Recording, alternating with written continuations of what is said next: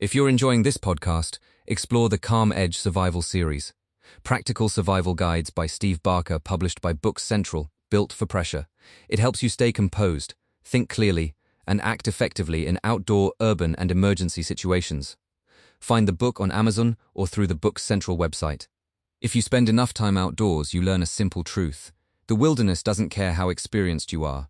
Conditions can change fast, plans can fall apart, and small mistakes can become serious problems. That's why the best wilderness survival tips are not about heroics or extreme tactics.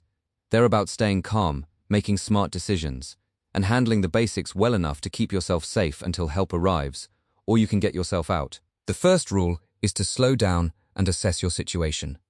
Panic burns energy, clouds judgment, and leads to bad choices. If you realize you're lost or in trouble, stop moving for a moment and think. Ask yourself what you have, where you were last certain of your location, and what immediate threats you face. Do you need shelter from weather, water, a signal, a way to stay warm through the night? Good wilderness survival starts with priorities. In most situations, it's better to conserve energy than to wander in circles, hoping to stumble onto a trail. Water is one of the most important survival needs, and managing it well can make a huge difference.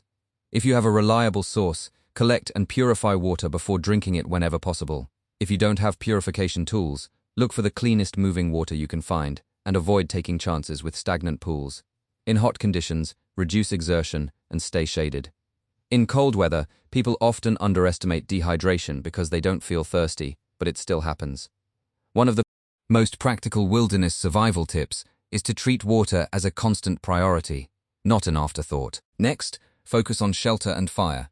Exposure is often the real danger, especially if the weather turns wet, windy, or cold.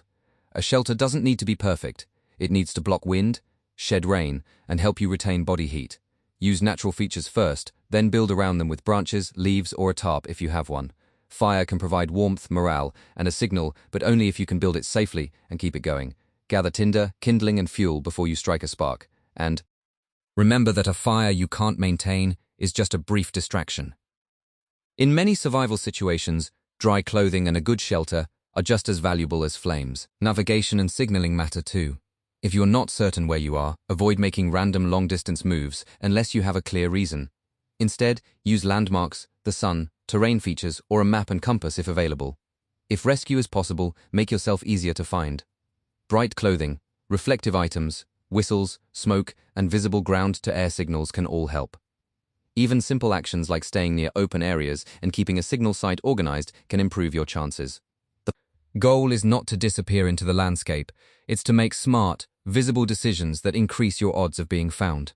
Finally, remember that survival is as much mental as physical. Fatigue, fear, and frustration can push people into risky behavior. Break the problem into small tasks. Stay warm, get water, make shelter, signal, rest, and reassess. That steady approach keeps you moving forward without wasting energy on panic. The best wilderness survival tips always come back to the same idea. Prepare well, think clearly, and respect the environment you're in.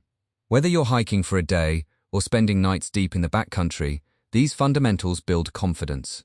The more you practice them before you need them, the more natural they become when it matters most.